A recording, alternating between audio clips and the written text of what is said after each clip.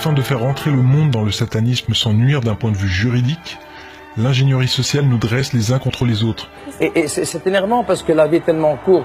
On est là pour s'aimer, on se fait des complications. Il y a eu les Weinstein et toutes ces histoires de lawsuit qu'on a presque peur à parler à une femme. Nous rentrons à présent toutes et tous dans des cases de plus en plus petites, revendiquant nos différences et autorisant les déviances les plus étranges à intégrer la normalité de notre quotidien et celui de nos enfants au nom de la liberté. Vous n'êtes pas un homme. Ah non, non, je ne sais pas ce qui vous fait dire que je suis un homme, mais je ne suis pas un homme. Votre apparence? Ah bon?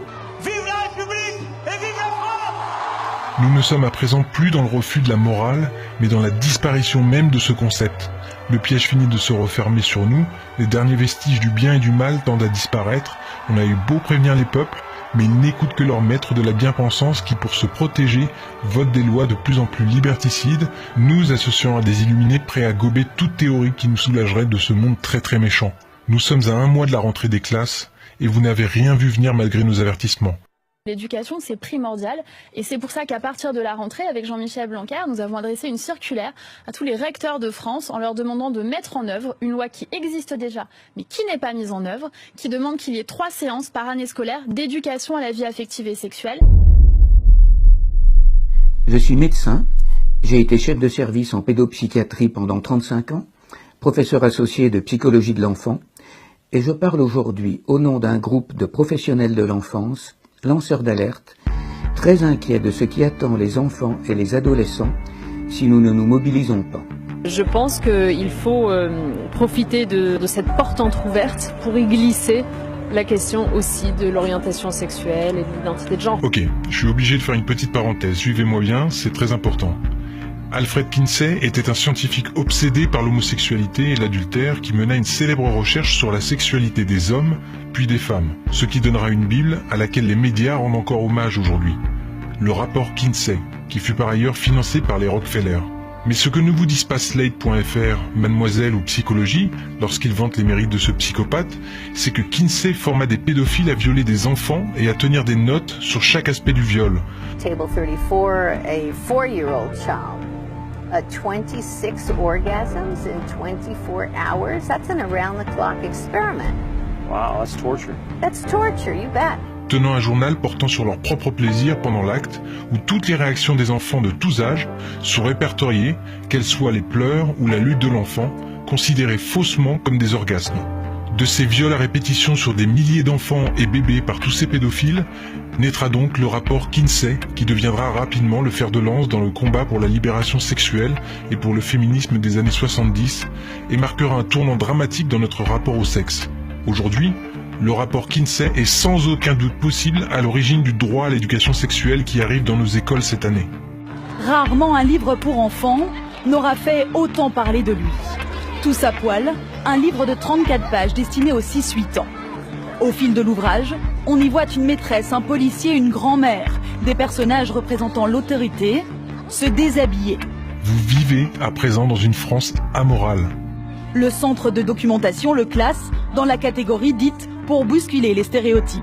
Et les stéréotypes, ça se déconstruit dès le plus jeune âge. Qu'on lutte contre les stéréotypes d'inégalité, oui. Qu'on inculque et qu'on déstabilise des enfants en expérimentant sur eux une théorie hasardeuse qui n'est pas scientifique, c'est grave. Et ce qui est encore plus grave, c'est qu'un ministre de la République cache aux Français ce soir, devant nous, la réalité de ce qui a été mis en œuvre. Et c'est notre devoir d'homme politique de prévenir les parents et de mettre fin à cela. Et gare à vous si vous n'emboîtez pas le pas de cette nouvelle ère qui démarre officiellement chez nous à la rentrée 2018. Gare à vous si vous n'acceptez pas que vos enfants de 4 ans reçoivent des cours d'éducation sexuelle. Gare à vous si vous n'acceptez pas que votre fille soit un garçon, votre garçon une fille, ou même ni l'un ni l'autre et qu'il décide de se sentir non-binaire. Ce programme introduit aussi la théorie du genre, c'est-à-dire l'idée selon laquelle notre identité sexuelle, garçon ou fille, masculine ou féminine, est une construction sociale qui n'est pas liée à notre sexe biologique. As far as the actual psychological issues at play, it used to be called gender dysphoria or gender identity disorder, now they call it gender dysphoria.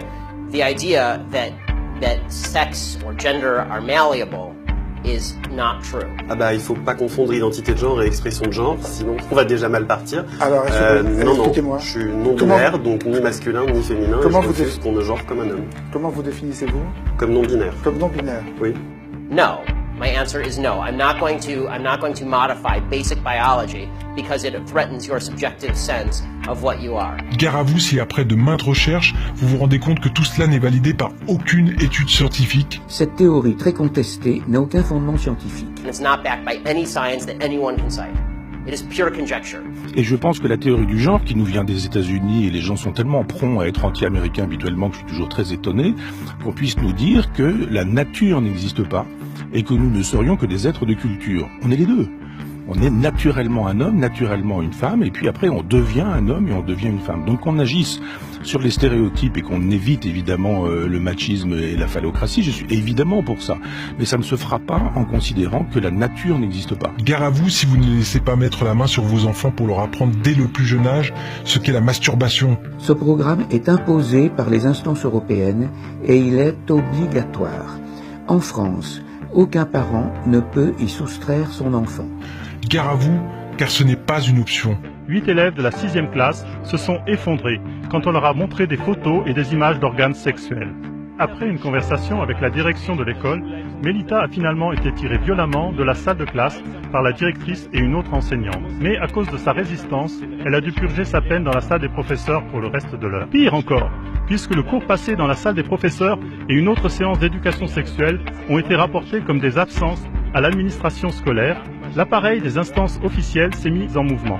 Après une amende pénale suivie d'un refus de paiement de la part des parents de Mélita, entraînant une accusation devant le tribunal, puis la visite de l'huissier de justice, et puis l'affaire est transmise au tribunal régional supérieur où les parents n'étaient plus autorisés à se défendre eux-mêmes. Après une dernière demande de paiement, Eugène M., le père de Mélita, a finalement été informé que lui et sa femme Louise sont condamnés à une peine de prison d'1 jour. Et ils ont été priés de prendre contact volontairement avec le tribunal responsable. Comme Eugène M. était convaincu de son innocence, il a refusé de s'y plier et il a donc été emmené par des agents pénitentiaires et finalement emprisonné. Sa femme, Louise, enceinte, a fait l'objet de la même sentence. Il reste à voir comment les autorités procéderont à son égard à cause de sa grossesse. C'est un sentiment bizarre d'être enfermé en prison pour quelque chose dont, en fait, au sens propre, on n'est pas coupable. Et le droit à l'éducation sexuelle n'a absolument rien de libertaire. Les droits sexuels sont le droit à la satisfaction de ses désirs, alors que la civilisation et le bien commun demandent qu'on maîtrise ses pulsions et pas qu'on exige de les satisfaire. Le droit à l'éducation sexuelle, c'est avant tout le droit qu'a votre enfant, une fois son identité la plus intime brisée, à même se revendiquer un jour d'une autre couleur de peau. Non mais c'est intéressant qu'on interroge tous nos propres stéréotypes autour de la table, parce que sans même m'avoir posé la question, vous supposez que je suis un homme. Seulement par mon apparence, vous estimez que je suis blanc. That's nonsense. The transgender suicide rate is 40%. It is 40%. The normal suicide rate across the United States is 4%. The suicide rate in the transgender community is 40%. The idea that 36% more transgender people are committing suicide because people are mean to them is ridiculous. En référence aux textes internationaux de l'Organisation mondiale de la santé, cette éducation à la sexualité doit commencer entre 0 et 4 ans.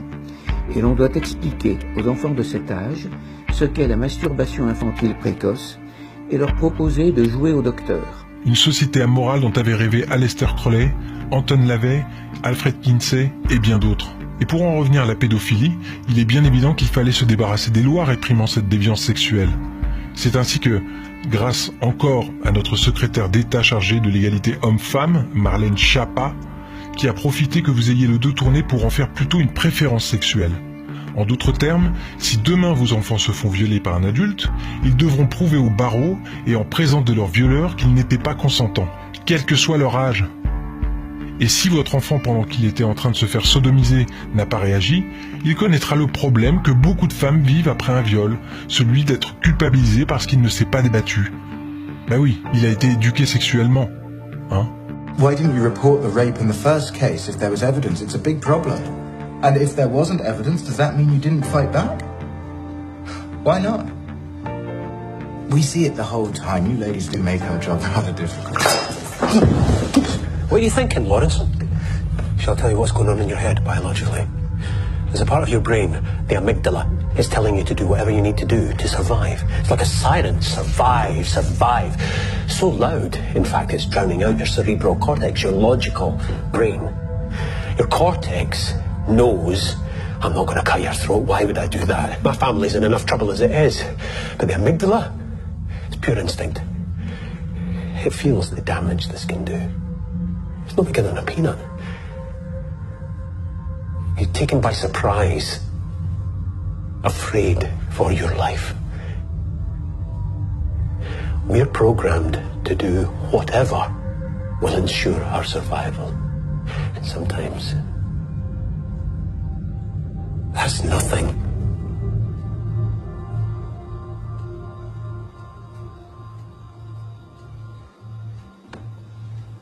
I think you've made your point.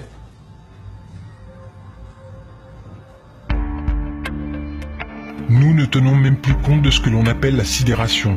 Que direz-vous, sataniste lavéien, lorsque votre enfant se fera violer, puis le pédophile relaxé parce que finalement, le juge aura décrété qu'il n'y a pas eu, selon la loi, maltraitance puisque votre enfant était consentant? Cela dépasse-t-il votre philosophie amorale? Si oui, comptez-vous vous dresser contre votre propre philosophie? Ou direz-vous que du fait que ce soit légal, Anton Lavey l'aurait accepté? Et là je m'adresse à tout le monde.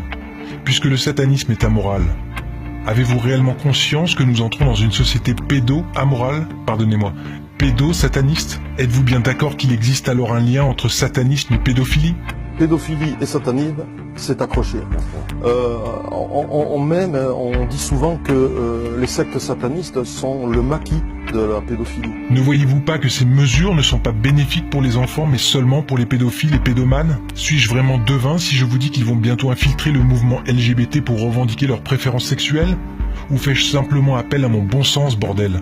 Pedophilia is coded as the sexual preference for pre-adolescent children. It is crucial to understand the difference between pedophilia and child sexual abuse, which is illegal and must always be. But a pedophile who doesn't abuse children has done nothing wrong.